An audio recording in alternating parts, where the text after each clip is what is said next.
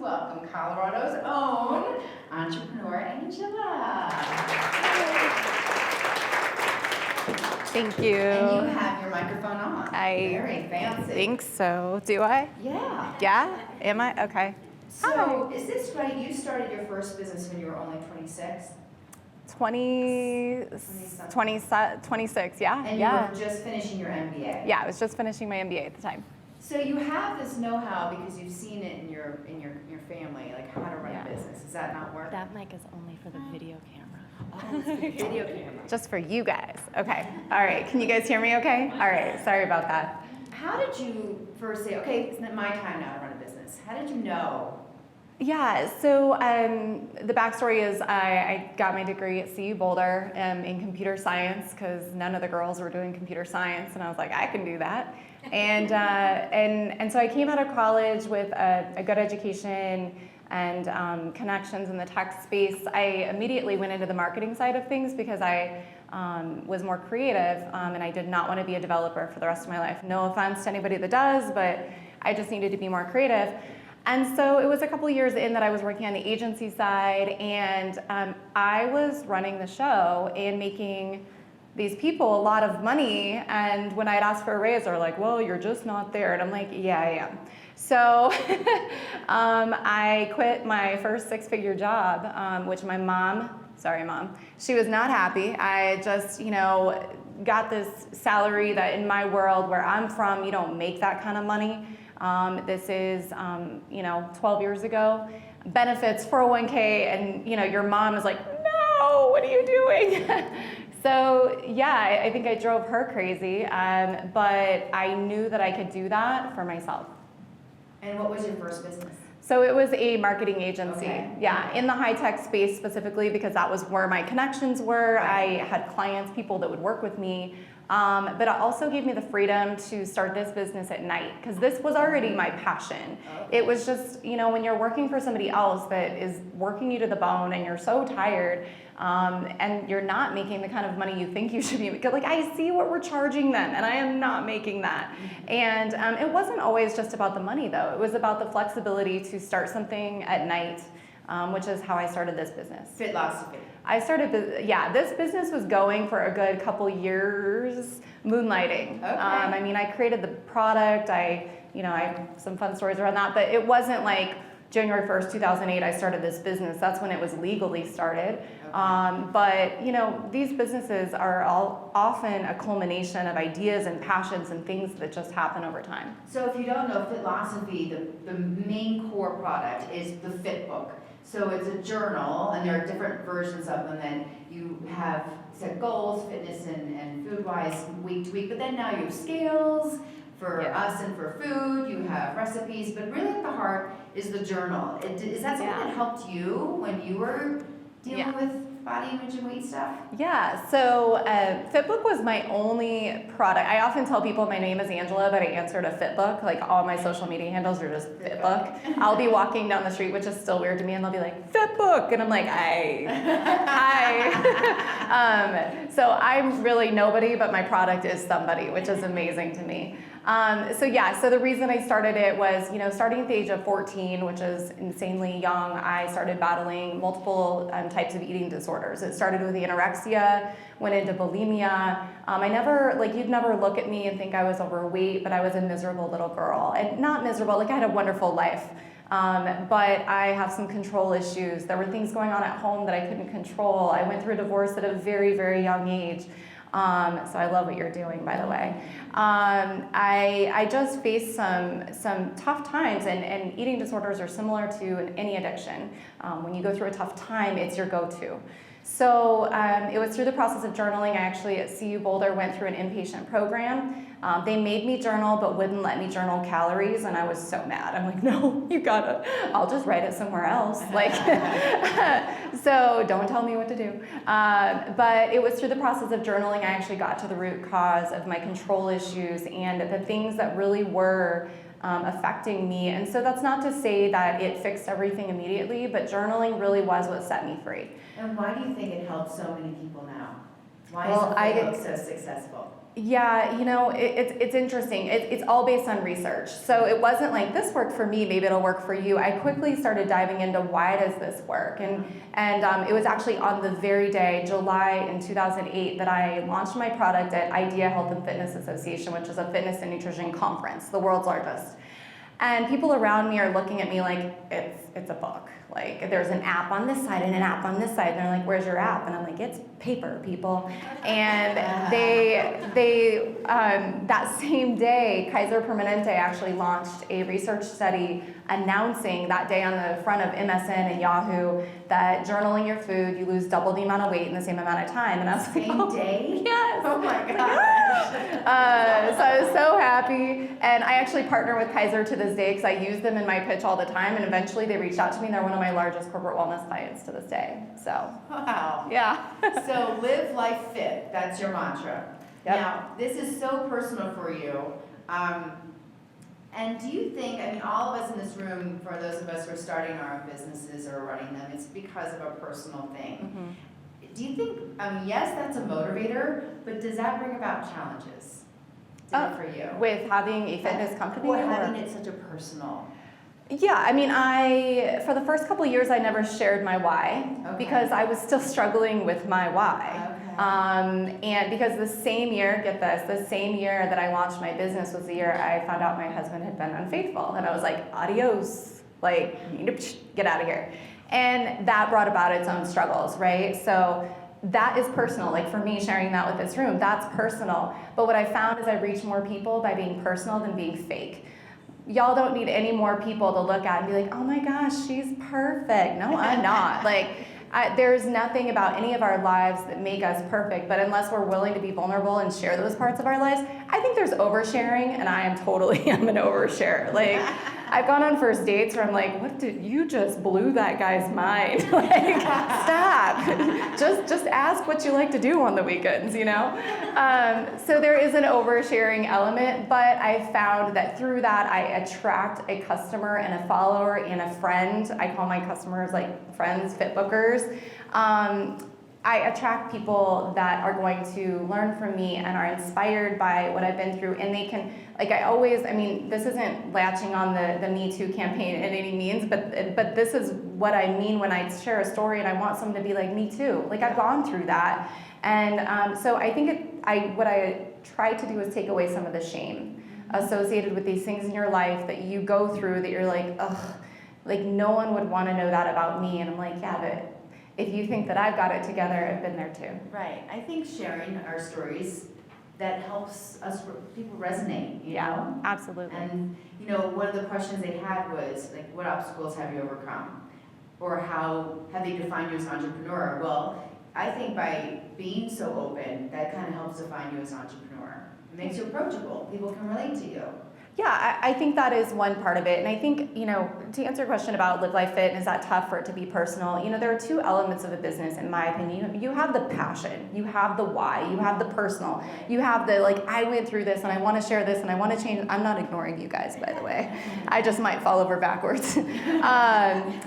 So I think there's that part of it, but then there's the business. Like I told you, I'm very like competitive, and I'm gonna do this. I'm gonna figure it out. And so if you have the passion but not the know-how or the drive, it's gonna be a hobby. And I say that to women entrepreneurs because I want to push you past being a hobby. If you're not making money, it's not a business. And I don't mean, like, I did not start making money the first year, by the way. I had both businesses for the first year and a half. So, you know, it was like there was a 2-year span where I was started this business in 2008. I still was doing my marketing agency. So I was a busy cheap guy. But passion does not pay the bills.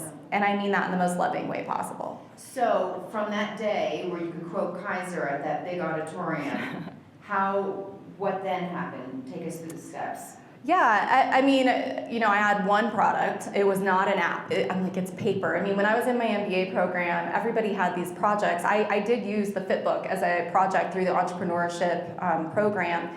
And, you know, people have like semiconductors. And I'm like, well, mine has a pen. Like it was very entertaining. And fast forward, I am the absolutely only surviving and thriving business to come out of my program that year. And I had one of my buddies who doubted me. He's like, "Are you hiring a CFO?" And I was like, "If I was, it wouldn't be you, because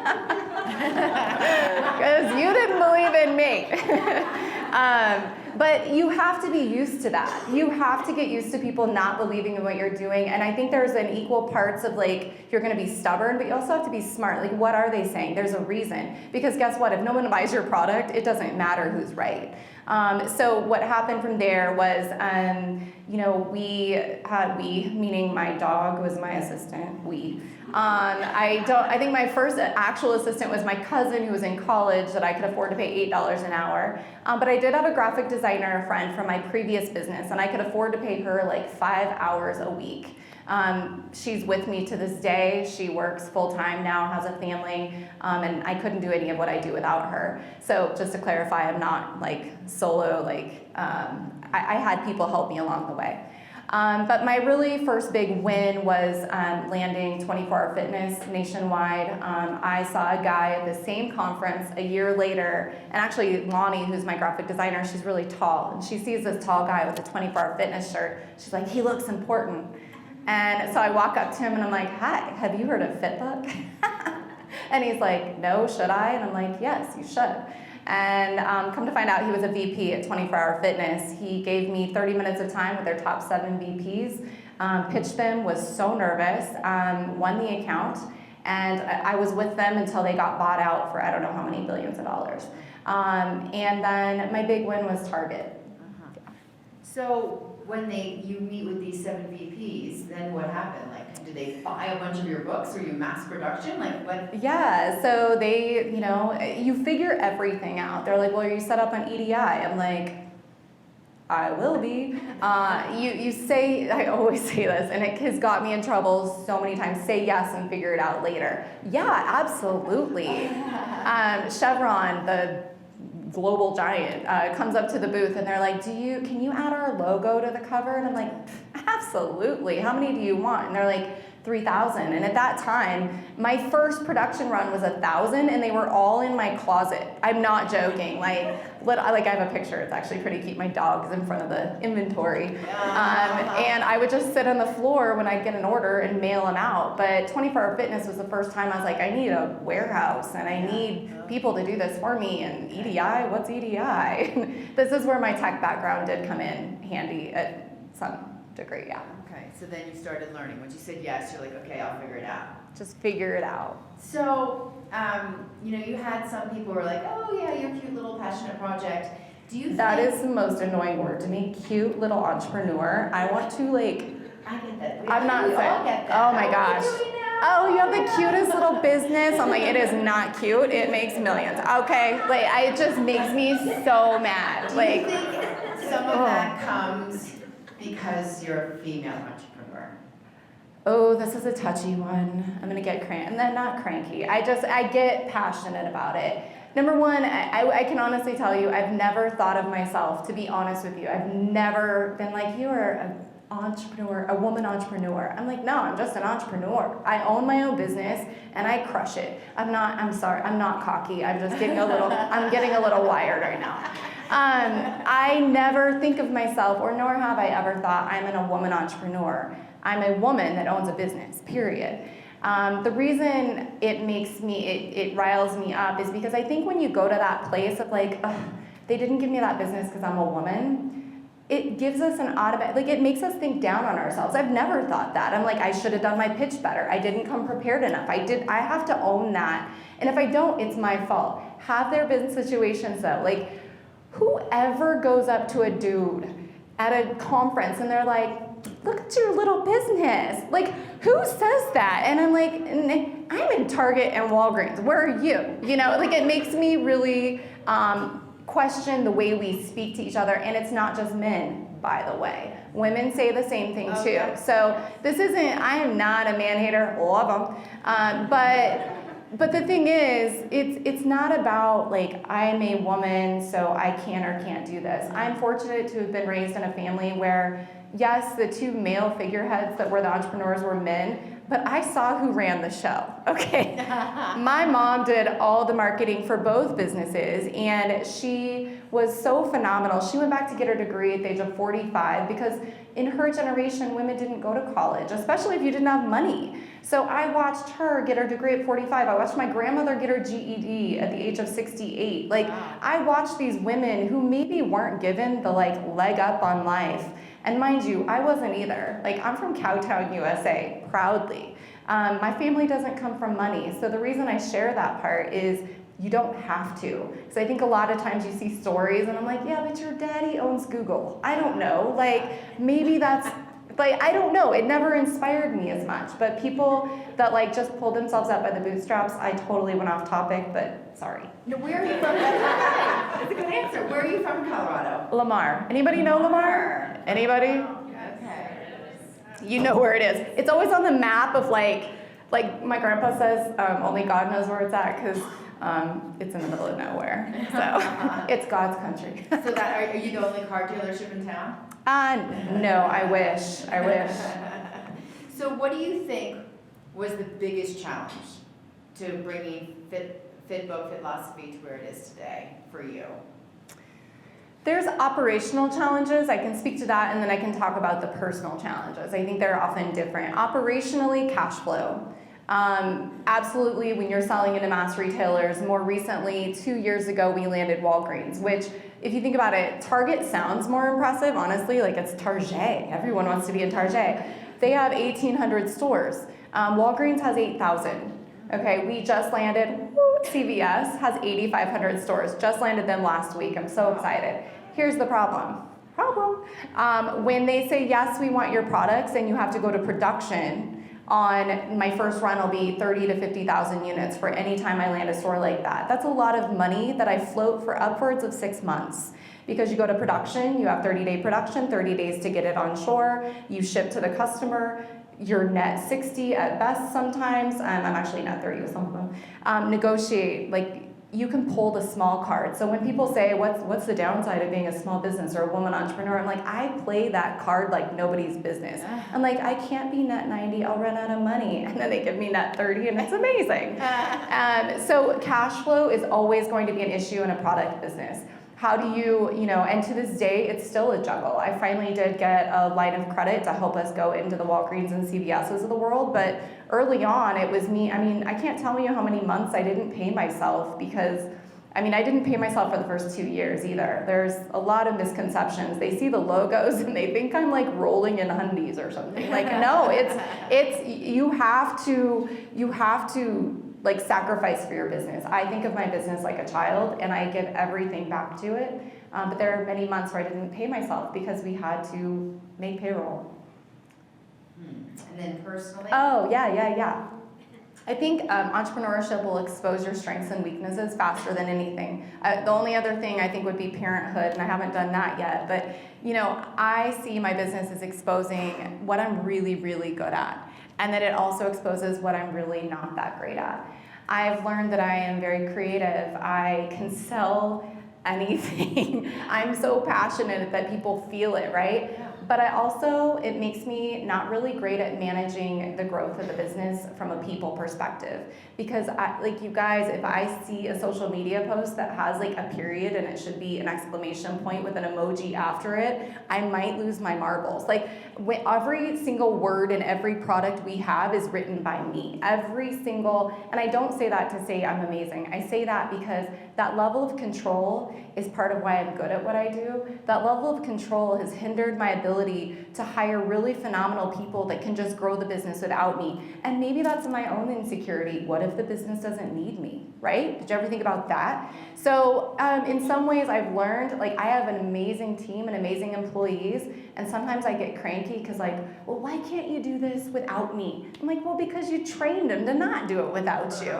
So I've learned that managing people isn't my strong suit, and that is, excuse me, that is one of the issues that I'm dealing with now is like, okay, you got it to this point, how are you going to get it to the next point? And oftentimes you'll find that the same entrepreneur that founded a company is not always the same one to grow it. Learning that and taking your ego out of the equation will be the difference between being a $100,000 business and a $100 million business, in my opinion. That's good, okay. You mentioned that you had, well, of course you had your family, but to get to where you are, you had your artistic friend help you, but Yeah. I'm sure you had mentors. Although you had an idea of how to do business and you went to school and got your MBA, what was mentorship like for you? Interesting. Yeah. You know,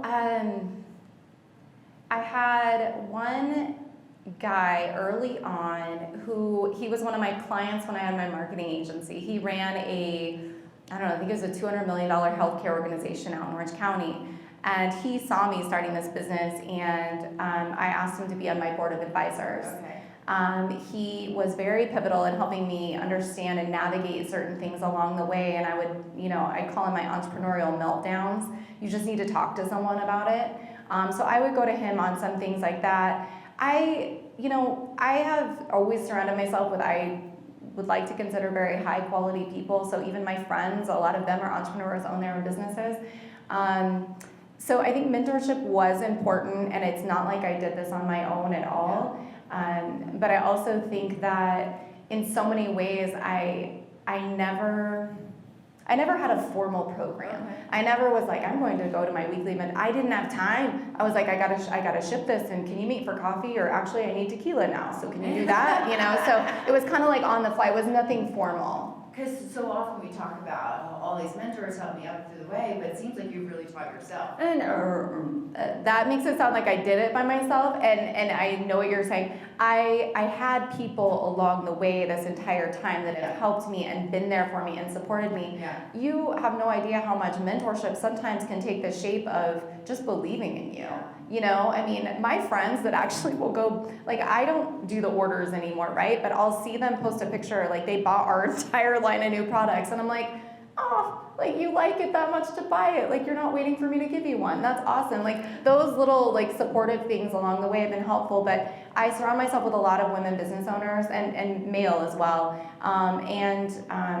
We have, like, they're kind of like therapy. Yeah. It's over coffee, usually, sometimes cocktails. But I didn't do it by myself. I want to make that really clear. Yeah, you can't do any of this by yourself. You'll go batty. Well, you talked about the cash flow. You've talked Yeah. about, like, you've learned that you're not management is hard, management of people.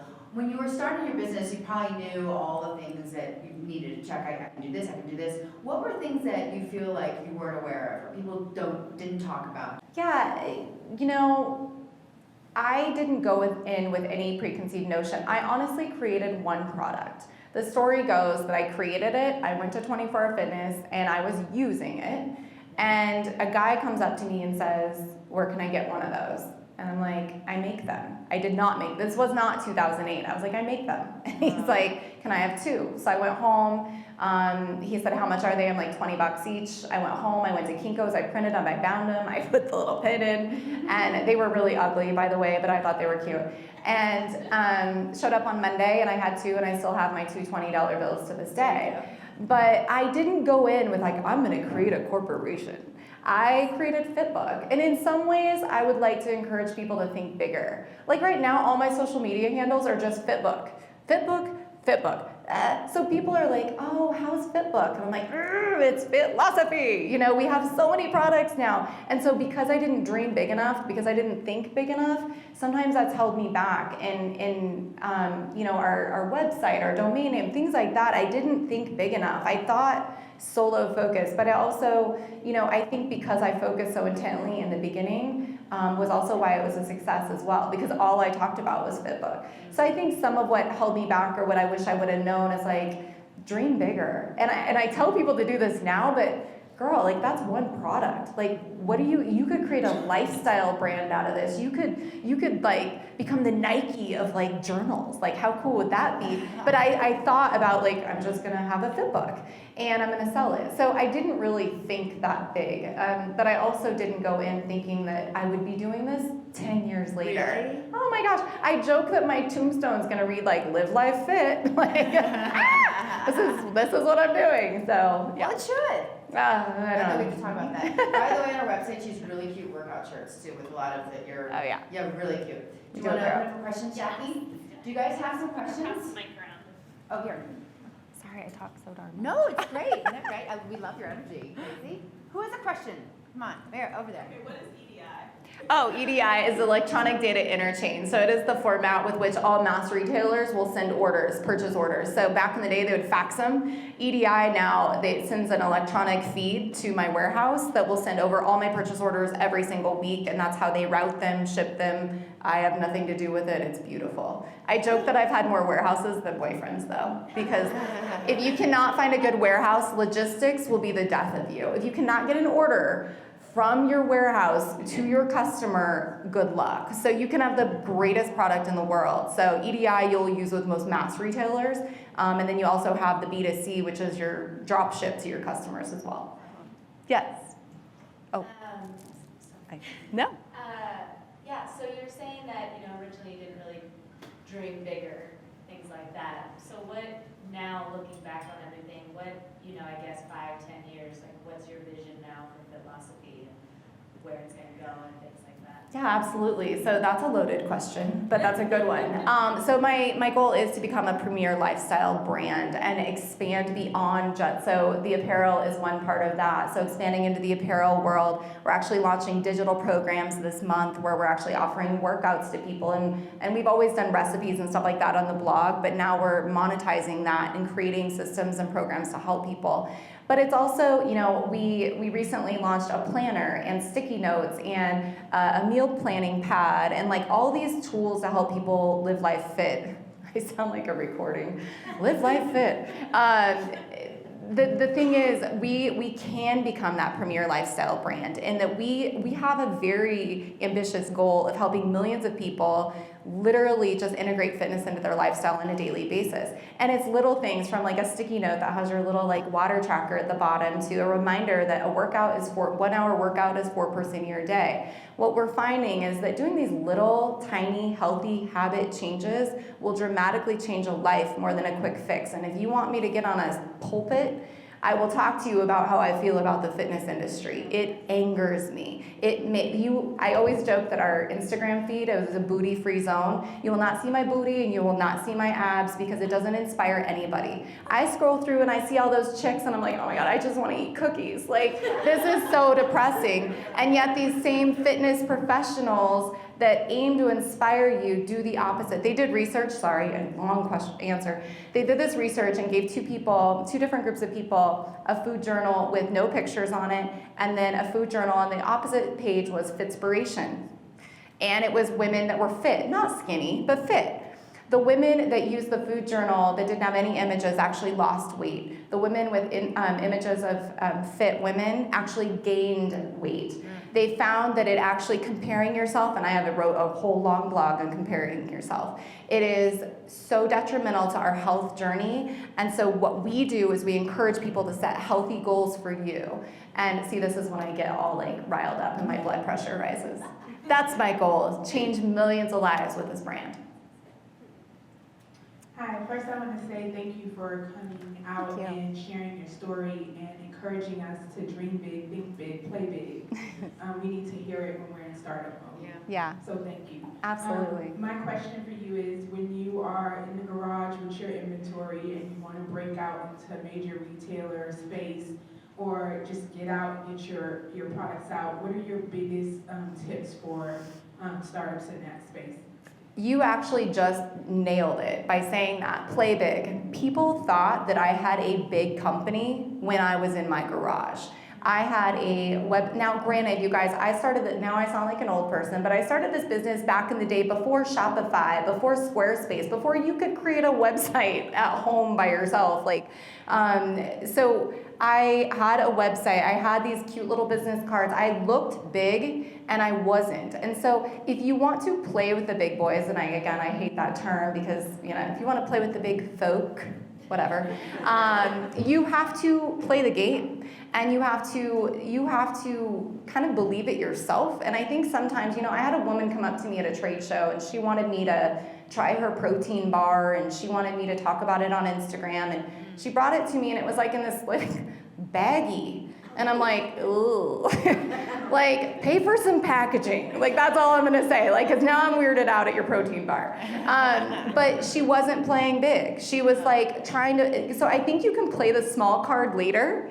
But if you play the small card early on, no one's gonna play ball with you. If they think you can't handle the EDI, that's why you say yes. I mean, I can't tell you how many meetings I was in with Target and they're like, do you have this? And I'm like, absolutely. And I'm like, oh crap, I have to go create that now. And that's a lot of where our product development has come from, is our retailers demanding those things. So play big is one of them. The other thing is, be very aware of presentation of everything. So anytime I would send any package to anyone, and if you use the red box, I'll come hunt you down. This is my thing. Find your own color. But anytime I would send a box to like a retailer, or I'm just joking, by the way, you can use red, it's an amazing color. I would send packages to my mass retailers in little square red boxes that I still use to this day, and it would have a black shred inside and a fit book, and it would have a personal note and my business card. Spot on presentation. That stood out from the corrugate boxes that they receive of samples every day. The Target buyer, when he first got it, he didn't get the first 2 packages I sent. Finally, he got the 3rd and accepted a meeting, and I sold him. But I played big before I got there. So don't play small. Act like you are the business that you want to be. Don't act like I'm just a start. Like I never actually said I was a startup. I'm like, no, I own a company called Fitlosophy, and we literally are going to change lives of millions. Whoa. Like, and I had like 1,000 products in my garage. I like that. Act big. Yes. Oh, thank you. Hi. I am Monica. I sent you a message on Instagram saying I was looking forward to Oh, hi. this. And I love that you said your Instagram is the booty-free zone. It is. I really enjoy that. So you have mentioned a couple of things that you clearly feel really strongly about, like that, the booty-free Instagram, and your, cute little business. I was wondering if you have other things that you might want to add on to that are maybe values or ideas that you feel really strongly and passionately about that you haven't shared with us yet. Could be either in your personal life or having to do with your business or industry. Yeah, I think one thing that's been important to me, and it's kind of come up more in the last year, and I won't dwell on this, but about a year ago, I was attacked and almost killed, which is a long story. So you could go to my blog, it's an entertaining story for sure. It was totally random. I won, don't mess with me. I'm just joking. But that really did change my gratitude for being alive.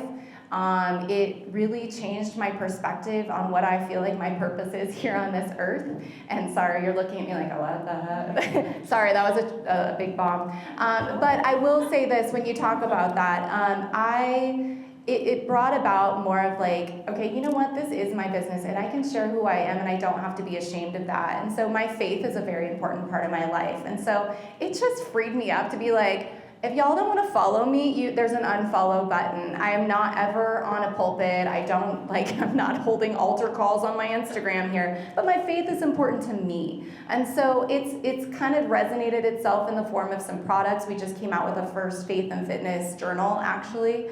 But here's the cool thing about owning your own business. You call the shots. And whoever follows you either wants to be part of your party or they don't. And so I do it in a way that doesn't alienate people, but honestly, it's my business and it's my faith and it's my passion, and I want to do it in a way that's loving and kind and open, not something that is like keeps people out. And so after that experience, I was just like, you know what, I know why I'm here, and I feel like my purpose is bigger than to make Angela famous or popular, or even Fitbook for that matter. What is going to be my lasting legacy? And so that has been a personal passion of mine this past year. And until you went through something like that and kind of came out the other side, it's hard to put words to what that means. So, sorry, that was really deep. Anybody else need therapy right now? The troubling things bring out the good. Yeah. And the purpose. Yeah, Yeah, the purpose. I say our passion or our struggle often reveals our purpose. absolutely. Yeah. Angela, you are very inspiring.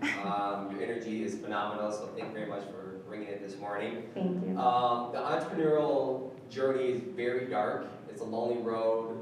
You definitely align yourself up with individuals along that road.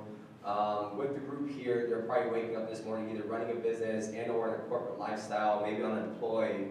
What words of encouragement can you share with everyone today to say, hey, play big, but there's always that fence to try and go play big?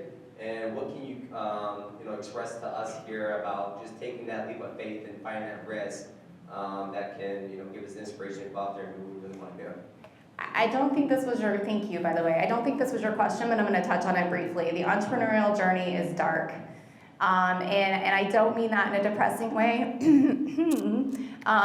But I know I sit up here and I'm so happy because I'm happy to be here. And I would say I've been happier, lately, than I've ever been.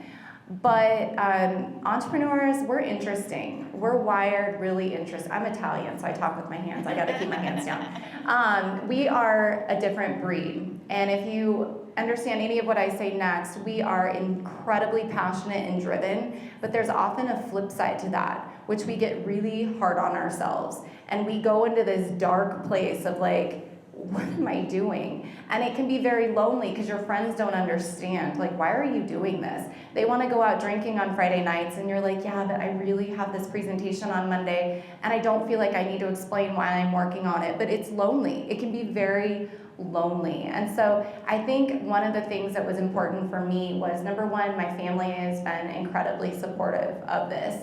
My mom never understood what I did for a living. I don't think she ever did, but she admired me and she encouraged me, and she would, but she always reminded me, like, don't get too big for your britches. That's what she always told me. And I think encouraging me was a big part of that, but friends who understood it, friends that got it. But if you want really specific, I remember sitting, and I'm not, I could easily be sitting in the chair with you guys learning these things. I told her I went to an event with, hosted by Entrepreneur Magazine with Sarah Blakely, the founder of Spanx, God bless her. She was speaking, and I was just so inspired, and her story was so real for me, and it literally changed my thinking, because I'm like, if she could do it, I could do it. She walked into, was it Nordstrom's or Nordstrom's or one of those, and Neiman Marcus maybe, and tried on the Spanx for the buyer, and I'm like, yes, so I want to remind you that I wasn't, I could easily be sitting in that chair with you, so there's nothing that special about me. I'm being honest with you. The only difference is that I did it. And I often say that. The only difference between you and the person with the same exact idea is that you're gonna do it. And if you wake up every day and you're like, I'll do that tomorrow, I'll do that tomorrow, I'll do that tomorrow will never come. And you won't have made it happen. And I always say I'd rather live with a sense of having tried than a sense of regret. So when I would first started this business, I would set little goals daily. Today, I'm gonna annoy Target again. I'm gonna send one more email. I'm gonna try to get that meeting. Oh, if you want some really, I think this is one of the ways I get meetings with people, by the way. Target's in Minneapolis. So I would call them and I'm like, I'm gonna be in the area next week. Do you have any availability? And he's like, well, so he would feel a little guilty because I was going to be in the area. You guys, I was not going to be in the area ever.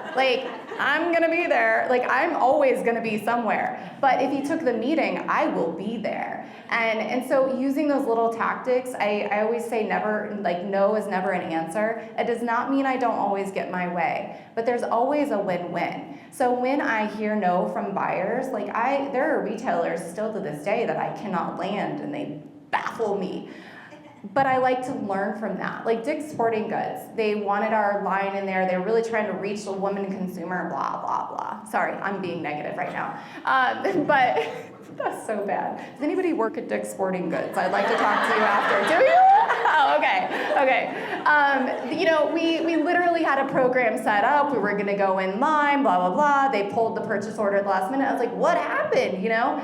And she's like, we decided to go another direction. I'm like, no. You're breaking up with me and I need to know why. Like, let's just have a conversation. And she was like, you know, we really feel like we need a national brand on InStand that is more recognizable and blah, blah, blah. And I'm like, well, I guess I won't be now that you're not giving me a shot. You know, I was a little snarky about it, but honestly, I was kind. I'm being snarky now.